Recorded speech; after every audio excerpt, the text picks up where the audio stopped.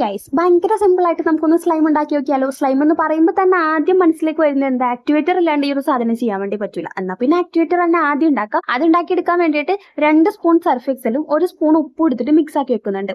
ഈ ഒരു മെഷർമെന്റ് മറന്നു പോകാൻ വേണ്ടി പാടില്ല. 2 സ്പൂൺ സർഫ് എക്സലിന് 1 സ്പൂൺ ഉപ്പ്. ഇതൊന്ന് മിക്സ് ആയിട്ട് കിട്ടാൻ വേണ്ടിയിട്ട് നമ്മൾ ചെറു ചൂടുവെള്ളം എടുക്കുന്നുണ്ട്. ഈ ഒരു വെള്ളം യൂസ് ചെയ്യുമ്പോഴത്തേക്കും ഉപ്പൊക്കെ നല്ല രീതിക്ക് മെൽറ്റ് ആയിട്ട് കിട്ടുമല്ലോ. അപ്പം വെള്ളവും ഉപ്പും സർഫ് എക്സലും കൂടി നല്ല രീതിക്ക് മിക്സ് ആക്കി എടുക്കാം. ഇനി നമ്മുടെ സ്ലൈം ഉണ്ടാക്കാനുള്ള മെയിൻ താരം വന്നിട്ട് ഈ ഒരു ഫെവിഗം ആണ്. എനിക്കിത് 5 രൂപൻ്റാണ് കിട്ടിയിട്ടുള്ളത്. അതുകൊണ്ട് ഞാൻ 2 എണ്ണം വാങ്ങി മിക്സ് ആക്കി കൊടുക്കുന്നുണ്ട്. ഇതിലേക്ക് ബ്ലൂ കളർ ആഡ് ചെയ്ത് കൊടുക്കുന്നുണ്ട്. ഈ സർഫ് എക്സലിന്റെ ആക്ടിവേറ്റർ ഇട്ട് കൊടുക്കുമ്പോൾ കളർ ചേഞ്ച് ആവേണ്ട വിചാരിച്ചിട്ടാണ് ഞാൻ ഓൾറെഡി കളർ ആഡ് ചെയ്ത് കൊടുക്കുന്നത്.